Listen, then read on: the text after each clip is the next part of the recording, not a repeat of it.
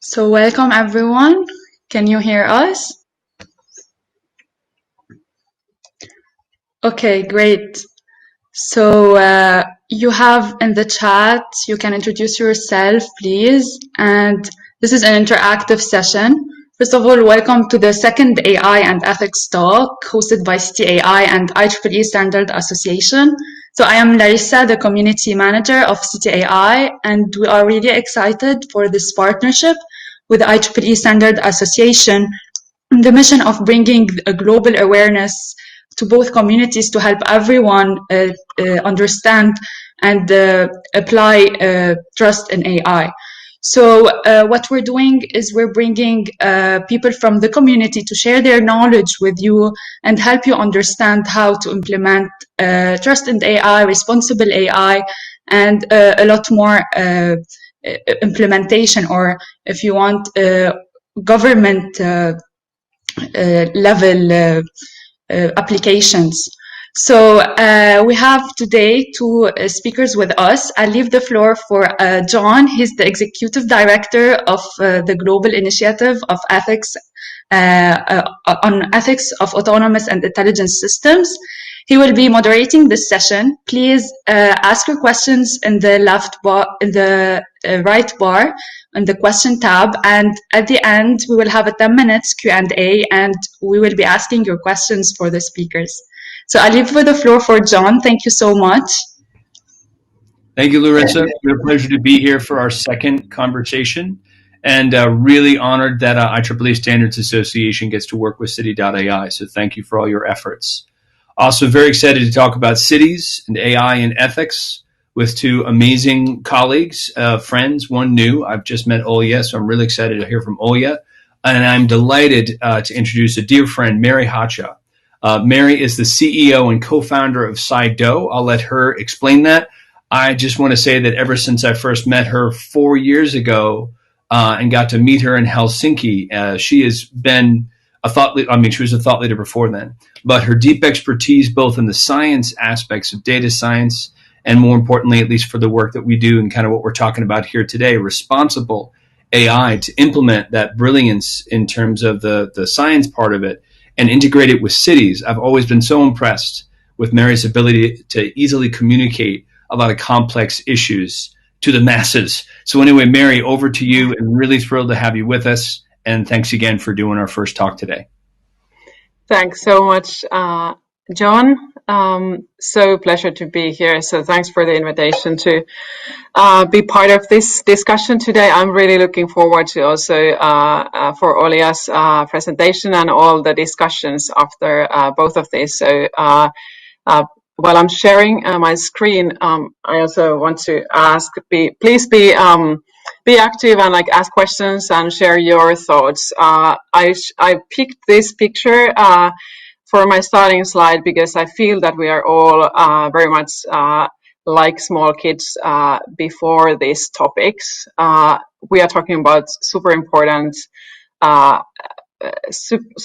questions from our future perspective, but there is very little practice still related to how to solve these issues and questions. So what I will be sharing today is basically some lessons learned and my personal story from the last 3 years, having worked very actively on trying to find practitioner perspective into these trust and AI ethics related questions. So let me go there. Maybe a couple words about John. You asked me to introduce Sido and a little bit background from that perspective. I started Sido together with my co-founder Teemu Birkset 2.5 years ago. Basically, it was my background before that has been working with large companies, corporations in the area of AI for whole my career. The last 2 years in financial sector, and trying to over the last years trying to especially focus on innovation, responsible innovation, and from European perspective that has been very much today, until the very recent developments, it's been very privacy focused, and that was also my perspective, how to combine GDPR compliance, privacy protection, data protection, and technology innovation. And based on those experiences of my previous experiences in my work life, I got very convinced that this is super important, but it's also possible to combine these two perspectives, and that led eventually to starting Cited, and really our company is working on building technology to support AI practitioners in government sector, but also in private companies to start systematically governing their AI, focusing especially on the transparency side of it, how to make sure that the people who need to know more about these systems have enough information in a systematic manner. So that's the background. What I will be focusing on my presentation today is something that we have been collaborating with the two European capitals, City of Amsterdam and Helsinki, over the last one and a half years now. So couple months ago, okay, let me actually go here. So couple months ago, these two cities, in the end of September, the two cities launched what we call public AI registers, and we have been seeing a lot of discussion in media and like different discussion forums about these actions that City of Amsterdam and Helsinki took on this area. And what I will be sharing is basically the thought process around coming up with these registers, and how do they look in practice from different perspectives. So we had an honor to build these registers, and we are also operating with side of these registers. They are leveraging the platform that we have been building now for 2.5 years with Cited. So it's also a personal story from a startup entrepreneur perspective. So AI ethics is like extremely wide concept, and there are so many different perspectives into it.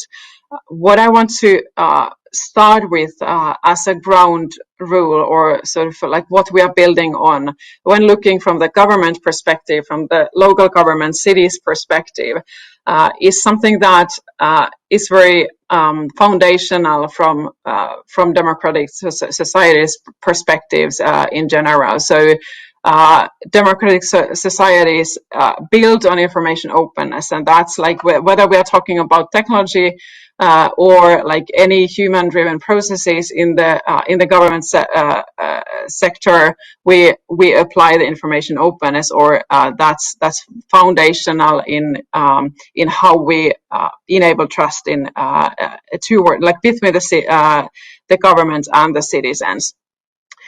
I picked here some of the basically the targets from this is actually directly from the Finnish Act on Information Openness of Government Activities. But if you read those lines where it's targeting, this is basically applicable to so many other countries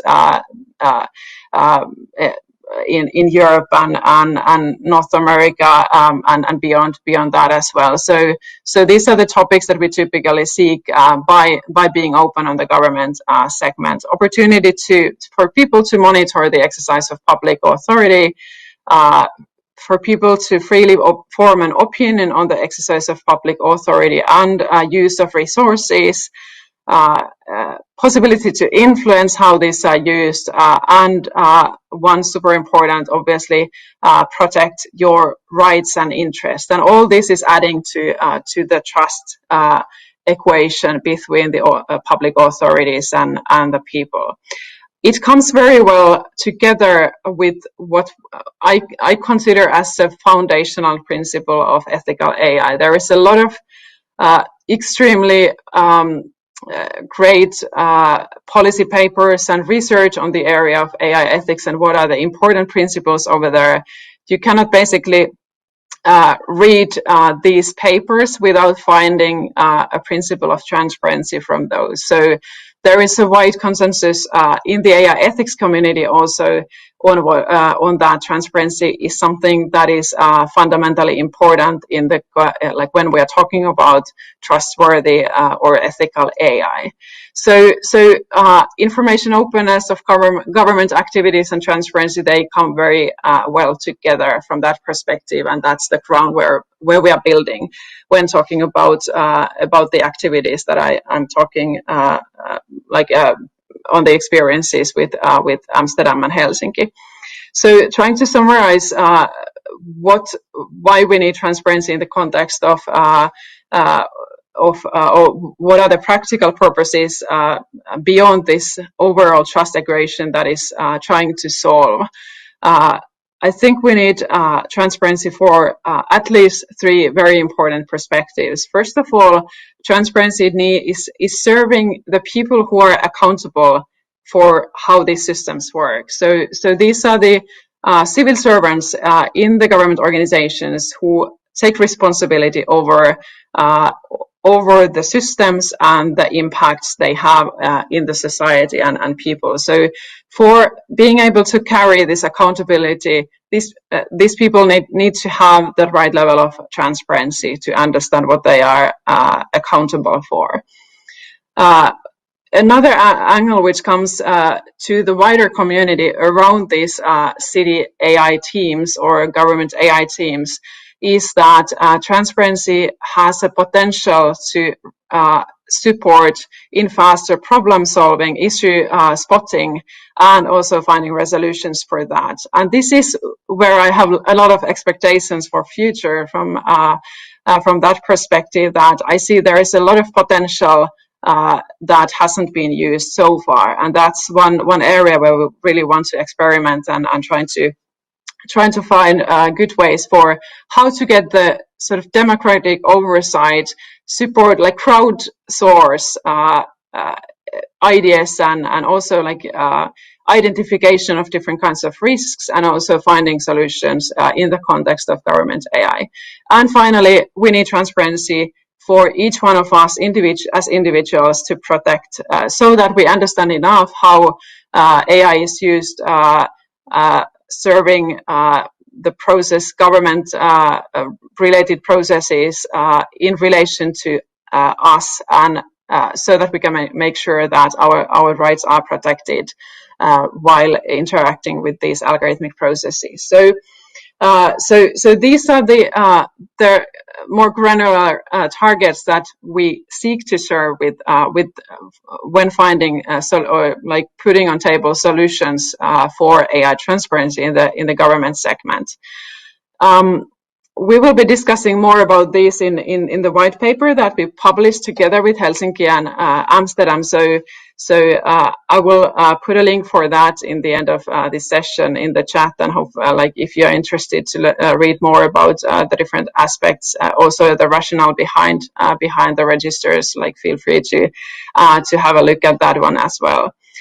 So I will go now directly to this, like what is this AI register in practice? And by the way, AI register has been proposed by some civil society organizations as well, as a, like, for example, I think Access Now and Algorithmic Watch had in their response to EU related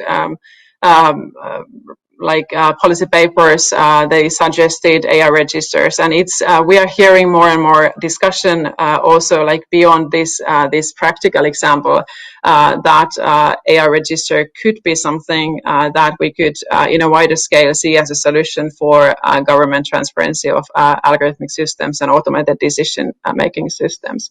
How we in this context have defined or communicated about AI register, it's a window into the different AI or algorithmic systems used by government organization. It's meant for everyone in the city, or the, like everyone interacting with these government organizations who are taking it into use. It also provides a standardized way for providing information that will help anyone get quick overviews on the high level, like what are all the systems used by the government organization, or those who are interested on different aspects in more detail. It would provide more information based on their need. Also, important aspect, and I will come back to this one, is the participation. So not only one directional information, but hopefully in future more and more also possibility for people to participate, provide their feedback, and participate really in the process of bringing new technology uses in their everyday life. So those that's what we are looking for. And now I will very briefly look at it from how does this realize from the public and citizens perspective, and then after this one I will show you how does it look from the city AI team's perspective, because those, like, we need to find ways how to bring these two realities together in a meaningful way. So I will just like briefly go this through while showing the screens, so that I will not run out of time. These are the addresses where you can, like, everyone can go and see themselves. There are like English versions of the registers for both Helsinki and Amsterdam. So please go there and like try it out yourself, and like we would be excited to hear your feedback as well.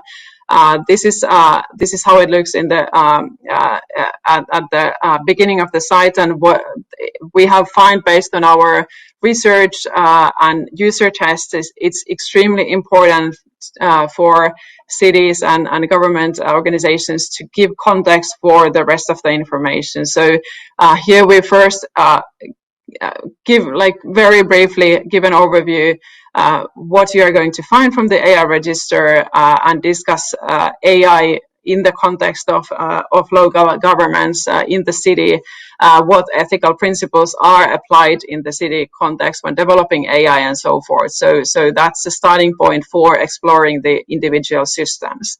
The core of the registers is basically in this, and the next slide that I will show you, you will find the library of different AI applications. There are differences how in the or that's a call of a government organization applying this approach. Where do you draw the line of what are all those applications that should be in the register? For Amsterdam, we are calling it algorithmic systems, and they are taking that perspective. All algorithmic systems that are impacting the residents of Amsterdam should be eventually part of the register. For Helsinki, the focus is more on the machine learning related systems, so it's called AI register in Helsinki and algorithmic register in Amsterdam. But the idea is that you get a big picture about all the different kinds of AI systems that are used and deployed by the city government, and you can eventually then search by different areas and familiarize with the big picture. What is the when we are going, and what is one of the biggest questions related to how to implement AI transparency is basically what information should be part of this transparency, what should we discuss, and how to do that in practical level across different systems. So here you see a couple of screenshots from how does it look for one system, and this same approach is followed in all of the systems in Amsterdam and in Helsinki, and hopefully for the following organizations who will take into use the same approach. That's also the heavy work that we have been doing over the last 3 years to figure out what is information that should be part of this kind of transparency, and how to structure that information in a meaningful way. I will just quickly discuss through the basic areas or contents over there. So we will start the information with a description about the use case itself. So the overview of the system is supposed to be that kind of like verbal explanation about what is this application, what is it used for, who are the impacted people, and what are the benefits that we are looking with by taking into use this system. The target is that anyone can read this description, and it's meaningful for everyone, regardless of whatever the background in terms of technology or social sciences. It shouldn't matter. Should be relevant for every city residents in this context. The other, based on our user studies, the second absolutely important and piece of information that is relevant for everyone, especially looking from this perspective that we look forward to support people protecting their rights in this context. So contact information, who is accountable, who are the responsible organizations behind this application, who are the third-party vendors, technology providers, if it is not in-house developed system, and most importantly, how can I contact these responsible or accountable parties? So that's what is under contact information, and then everything that follows after that one is something that people may have different kinds of interests, and we have created this layered approach to all the rest of the information. The basic idea is that every single system needs to discuss the data sets that it's using, how the data is processed, model architecture, performance. Then we have this non-discrimination and equality perspective, how this question is relevant to this system, and how bias has been tested and so forth. Human oversight, how that happens in this system context, and what are the other possible risks, including privacy or other possible risks. Sorry, I need to check, like, how many minutes do we have time, or did we already run out of time? I guess a couple of minutes. Very quickly looking, so this is how it looks for the external users, and every one of you can access and like familiarize more there. To be able to provide this kind of information in a systematic manner in a government organization, which is typically meaning a lot of different AI teams working in possibly tens of applications. It's an exercise to put your information in order so that you can provide this kind of information in a systematic manner. For that one, we have developed a platform that is provided for the government organizations to basically handle this internal process. It's a register portfolio view into all the systems in the city context or in the context of a specific organization.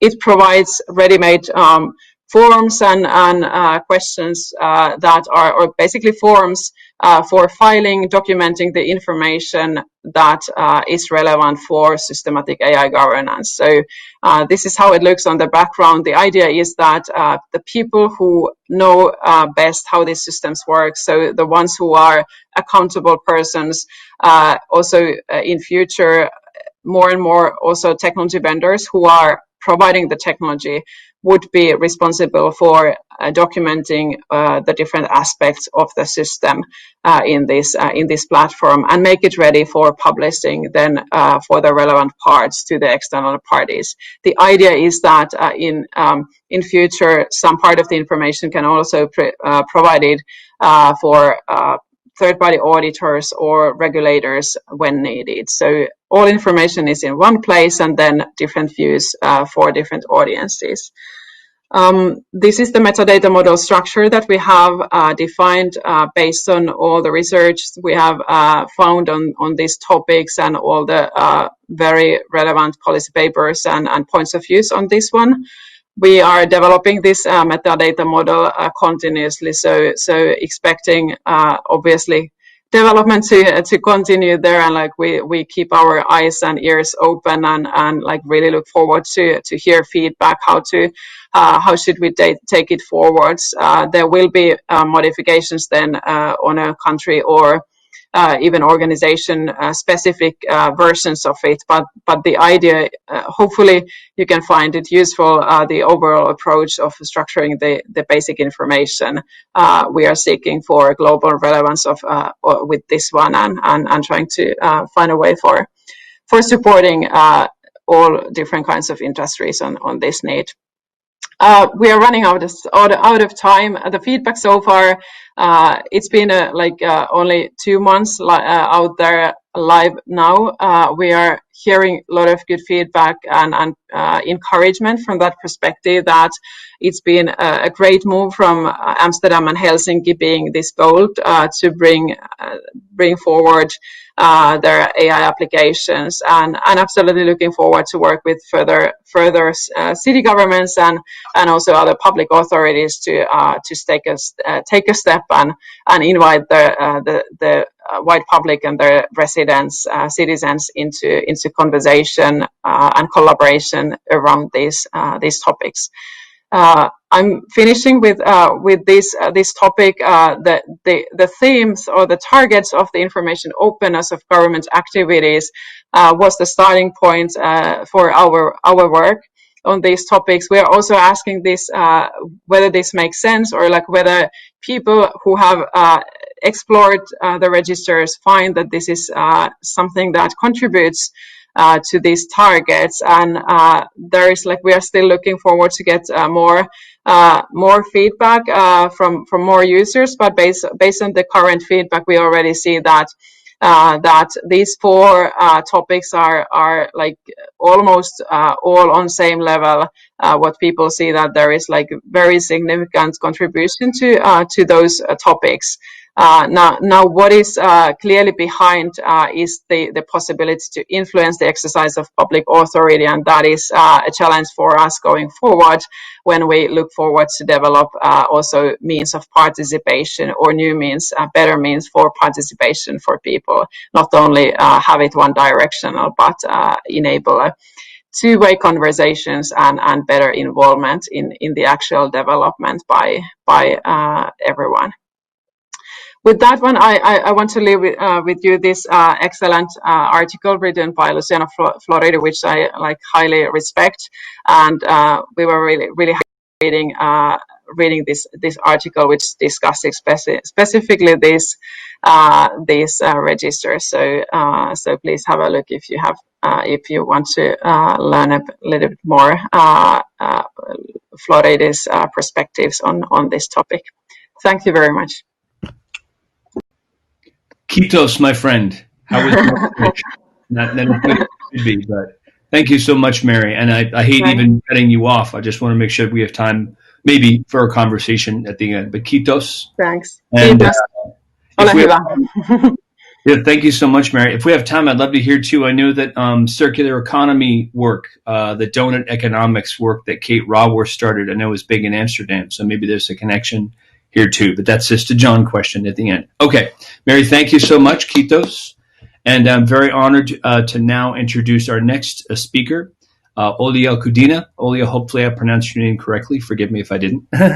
And Olia is a postdoc researcher and an incoming assistant professor at the Delft University of Technology. And I have a lot of friends at Delft. It's an amazing institution. So Olia, over to you, and thank you so much. And if time allows, we'll have a discussion at the end, but really excited to hear your talk. Thanks a lot, John. I'll start a timer for about 21 minutes, and we'll see where we get from here. Okay, thanks a lot for attending today's talk, and it's really my pleasure to share my thoughts with you today.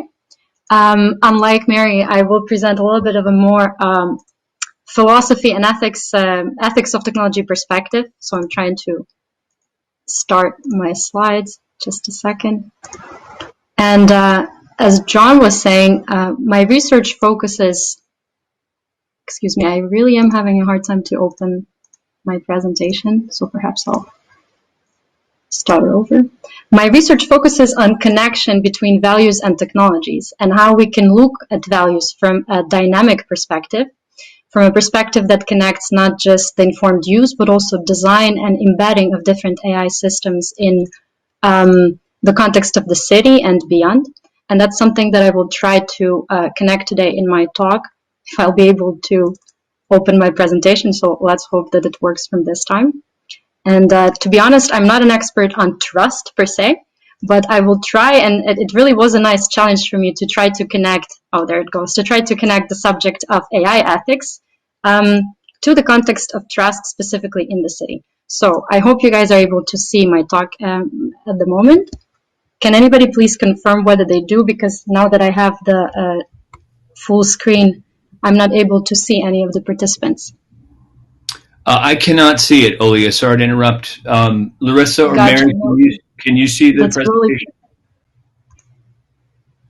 And sorry for the inconvenience. No, I cannot see it either. Sorry. It worked well, but now, okay, let me try to open it up again. I hope it works this way. And Larissa, I know there's someone from AirMeet on. Thanks so much, whoever's on from AirMeet. If there's any assistance you can give to Olia, that'd be great. Yeah, so Olia, is it working? Okay, so it should be. Yeah. Can you see the screen at the moment? Because it says that it is sharing it right now. Yeah, great. You can go on full screen. Okay, so sorry for this delay, and we hope that actually it's one of the aspects of technological usability where we also try to engage it in the way we interact with it. So yeah, it's something that probably a lot of you also got used to during the COVID-19 and working from home routine. So ethical consideration of AI and trust in the city. City is something that we really, it's not just an accumulation of singled out individuals who live in the vacuum, but it's really about the intersection. And of course, in the context of AI, it's about the intersection of different data streams and different ways of trying to collect and kind of classify, maybe profile different data to public and individual use. But it's also about the interrelation of different individuals who by accident meet on the streets, bump into each other, who develop different interests and connections. And it's about how to try to connect those very different perspectives that come into each other that the space of the city tries to enable. So when I'm talking about trust in the context of AI and the city, I think I would understand trust from perspective of ethics and philosophy as this family relations value, something that is, a larger umbrella, and that's something as at least conditioning these three elements that I defined for the purpose of today's presentation. Namely, it's something that conditions safety, fairness, and interdependence in the context of city that together would facilitate this implementation of the value of trust. Now, how do we connect it to the field of ethics and philosophy of technology that I told you I work in? So the starting point from kind of where I depart is that technology, including AI technology, is not just a neutral passive tool that does only what it's designed to do. It's always doing something behind our backs, namely it mediates the way we see ourselves, the way we see others, but how we also come to act on that, and maybe even the meaning of the values that are guiding us in our interactions. And since the topic of today's talk for us is trust, I understand values in this dynamic interrelation of what you can see on the graph.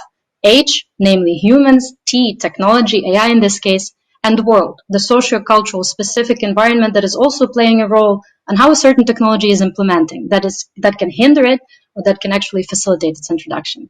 So values and trust in relation to AI in the city is on the one hand actually it's helping to guide these human technology world relations, but at the same time, curiously, it's also being produced by them. So this kind of lemniscatic feedback model shows how there's always the fluid and dynamic interrelation between people, technologies, and the world in specific city settings. And that's something that I will try to work on today from perspective of AI ethics. And it's probably something that a lot of you have heard about, and something that I've definitely saw as a big buzzword in the last couple of months and even probably years.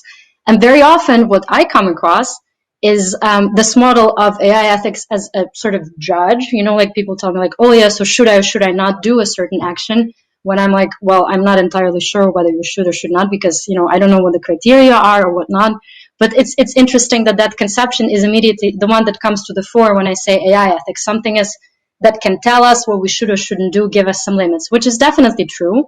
And another conception that often comes to the fore of AI ethics is like a checklist approach, like, hey, you know, we are GDPR compliant, general data protection regulation compliant, so privacy is taken into account, we're ethically okay, we're ethically sound. That's another thing that very often I hear when I'm, you know, in a meeting with some developers, and I mentioned that I work in the field of ethics of technology and AI.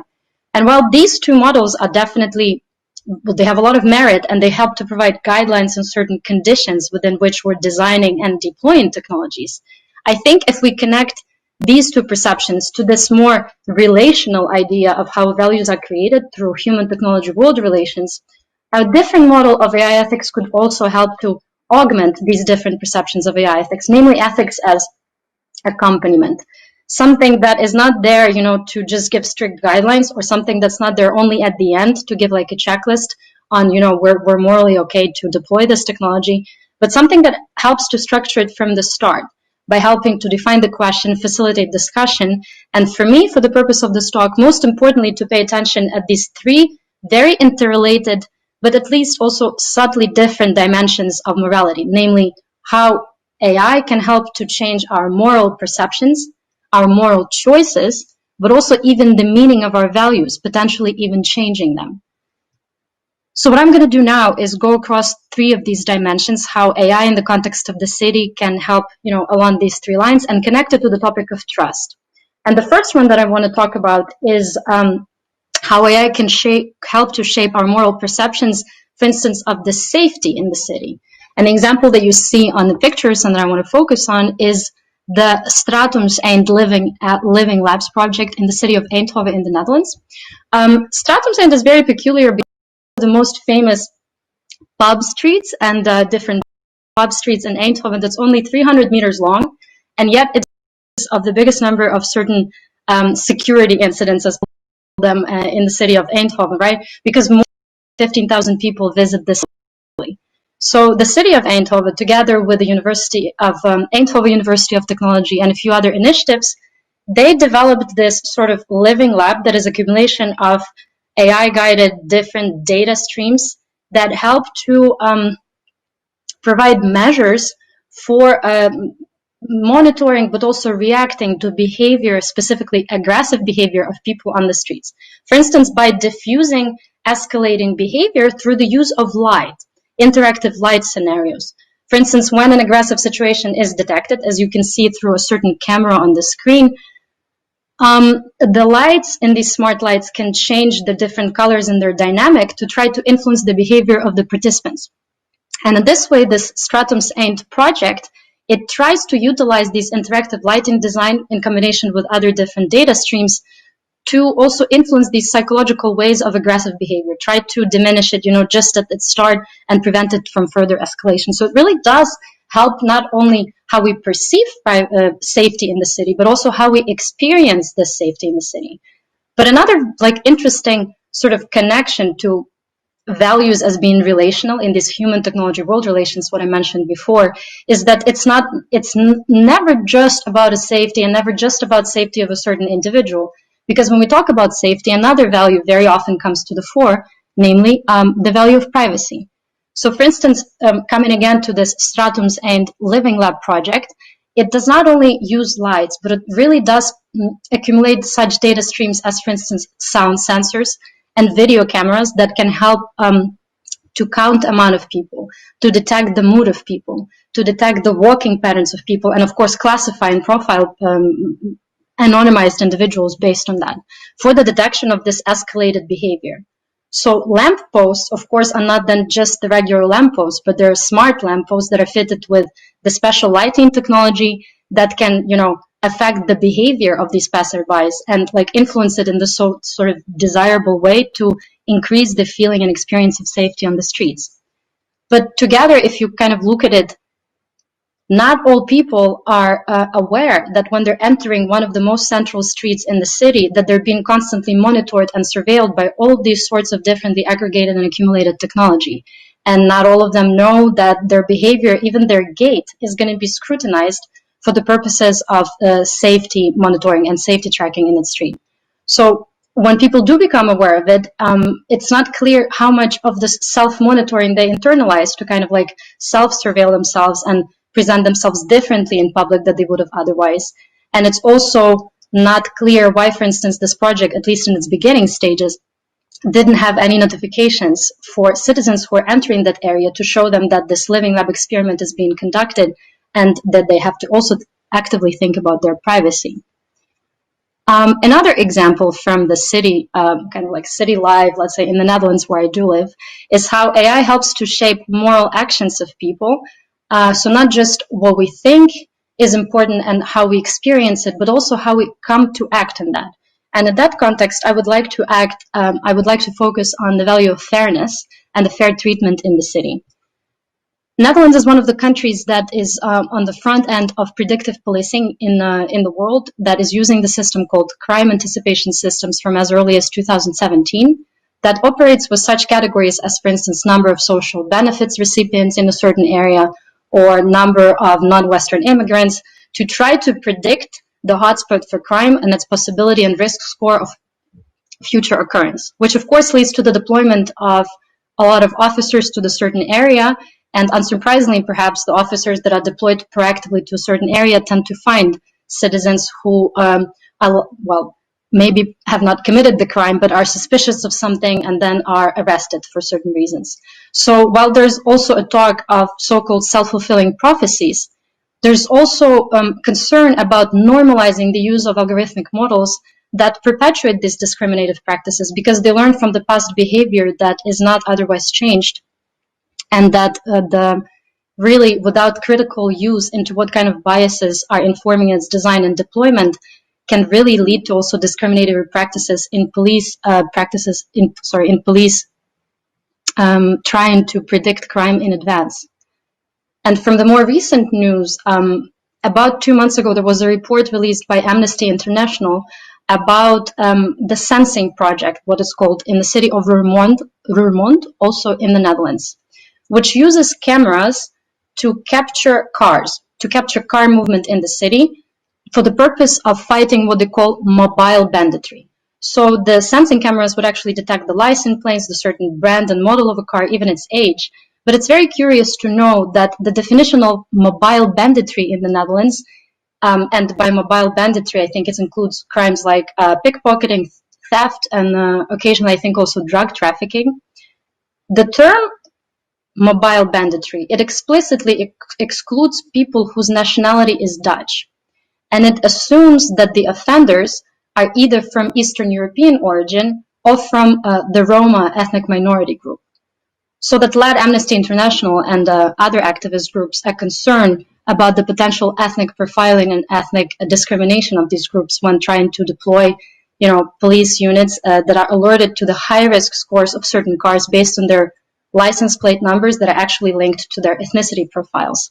So it's very important to consider how fairness is not being just thought of, but actually implemented and materialized in the context of AI deployment in the city. And the last example that I wanted to show you is how AI is helping to shape not just the way we think, not our priorities, but like the way we think about it and the way we actually act on them, but the very meaning of the values that we live by and that help to guide our interaction with ourselves and the others. And I think some of you can relate to this during the context of COVID-19 pandemic and the deployment of COVID-19 tracking apps.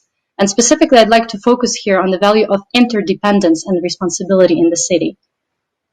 The pandemic in general, I think, confronts people with moral uncertainty when we're trying to reevaluate what's important to us individually and collectively. But on the other hand, these COVID-19 tracking apps are usually introduced in a way that pit our individual rights and responsibilities against the collective perspective, the collective responsibilities and perspective. And I think by trying to focus only on the technological factor and not looking into which specific cultural and social setting the app is being deployed, we're missing a chance of not just pitting the values of solidarity and individual responsibility against each other, but also trying to look at the broader scope of how the concept of responsibility itself is being reconceptualized, how it's never just about the privacy of a single individual, but it's always a relational privacy that involves privacy of others, regardless of the anonymization attempts that the tracking apps are trying to introduce. It's very often about what individual and collective responsibility entail for a certain citizen, what trust in that context means, not just to the bystander, but also to the city that is facilitating the deployment of this technology, what the nature of public health means, and what is the role of certain individuals in it, and of course the perceived conflict between this individual and collective responsibilities in this regard. And I think by trying to look at a technology not in this only instrumentalistic way, but as a sort of socio-technical system perspective that actively helps to not just put forth these moral concerns, but actually to qualify these concerns as well, we can escape this sort of feedback loop and try to include many different perspectives to make this technology relatable, but also meaningful to many different individuals. So coming back to trust and its relation of AI in the city, I think from these examples and the theory of like values as relational embedded in human technology world relations, to me, trust, in the end materializes in this blend of relational vulnerability that we could see through the examples, but also the need for informed choices and critical engagement that can only be done, at least from the perspective of ethics and philosophy of technology, by trying to see and actively tackle this non-neutral role of technology in our moral concerns. And from the perspective of ethics, I've introduced this idea of ethics as accompaniment, so not just as an external assessment or checklist to sort of judge perspective, that are also necessary to bring forth some meaningful action. I think it's equally important to try to think from technology as this non-neutral tool by focusing on the specific interaction practices that AI in the city tries to bring about and contextualize. How do people make sense of certain values? What do these practices mean to them? What do they hinge on? What are some material design efforts that we can try to facilitate that could promote that relational aspect of AI in the city? And in my case, it includes a blend of, for instance, of combining not just conceptualization, so philosophical research, but also empirical research, such as interviews and digital ethnography, something that can pair up the sort of more top theoretical considerations with the bottom, more kind of the bottom conditions that help to inform the deployment of these technologies.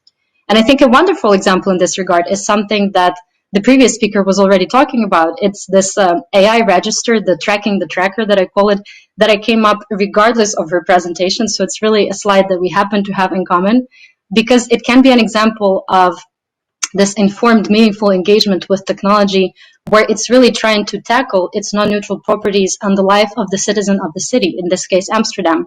And it also cuts down not through just an individualistic perspective, but trying to understand its relational engagement with other citizens in different areas of life, and the library of different uses of how AI register is being integrated in the city through holiday rental housing fraud, parking systems, and reporting issues of public. And one that's not missing here is tracking this, that people observe in public places, the 1.5 meter distance during the corona pandemic.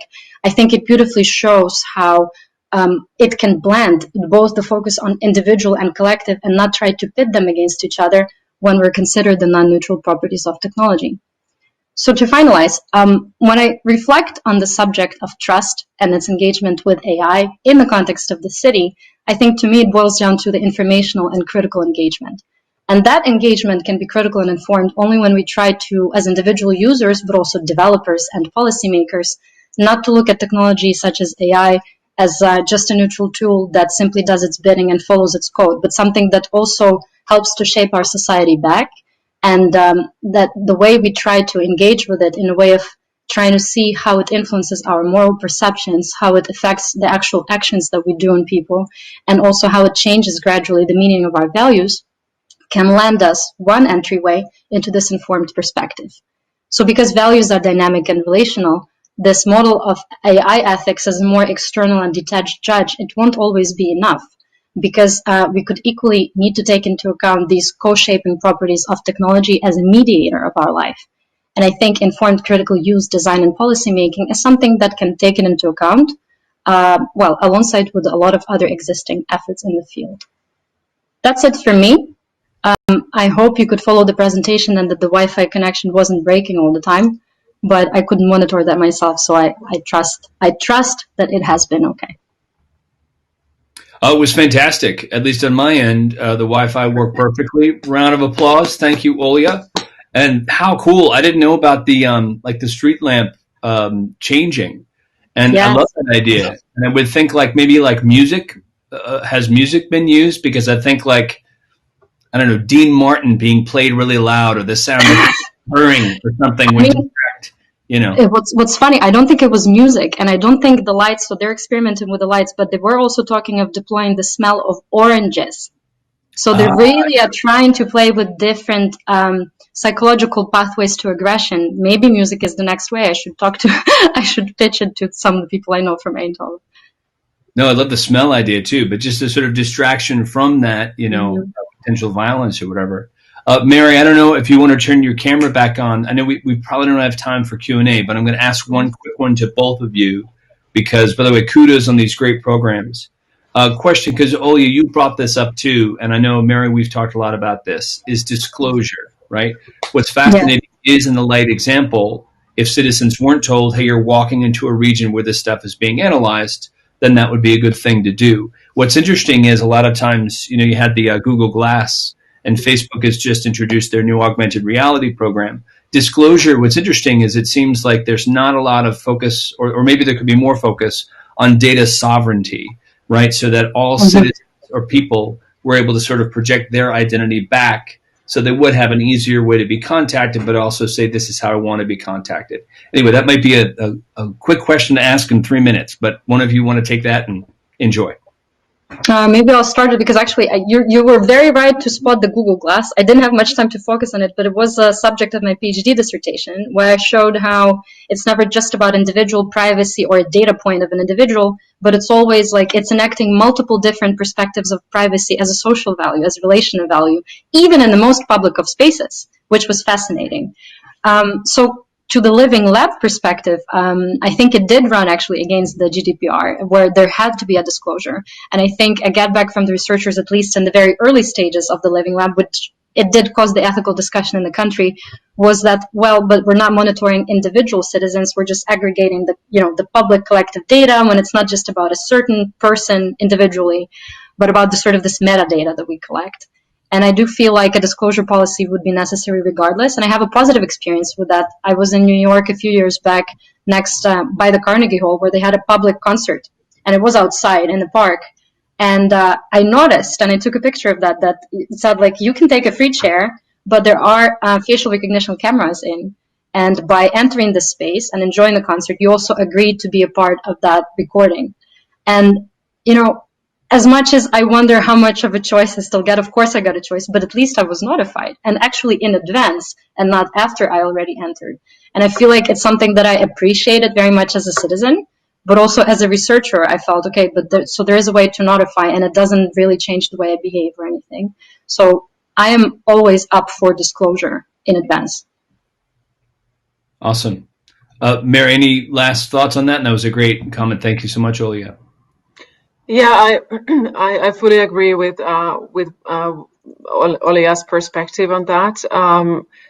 And like, you know, fully behind the like GDPR, like, you know, overall philosophy on like really putting effort on individuals' rights for this kind of disclosure. I feel, or my recent interest has been in, especially in the AI context, has been very much on this kind of like, I feel it's not enough, like, you know, providing information for an individual. We need this democratic oversight, and that's a perspective that I feel we need to put more effort to support the different experts also to support through this democratic oversight. And that information disclosure is a little bit different from the perspective of what one individual needs in that context of using the application. So I agree it's super important, but I also think we cannot push all that responsibility for an individual. We need to also support for wider expert oversight of these systems. And no, agreed. And we have Estonia and so many other great examples of, you know, but this is so exciting. I didn't, thank you so much to both of you in terms of, I didn't know about all the updates on these different interactions. And since we're 2 minutes out, maybe I'll say this, just a huge thank you from me, from IEEE Standards Association, with all the work we're doing on cities. This is really helpful. I put my email address in the chat for anyone who wants to follow up with me or Larissa for more questions about this series that we're doing. And with that, I will throw back to Larissa to close us out. And again, say thank you so much, Maria and Olio, for your time and your great thoughts. Thank you for facilitating, John. Okay, so thank you, everyone. You can join our December webinar. We still have one, and I hope you liked it. Please leave any feedback in our emails, and see you next month. Thank you. Bye.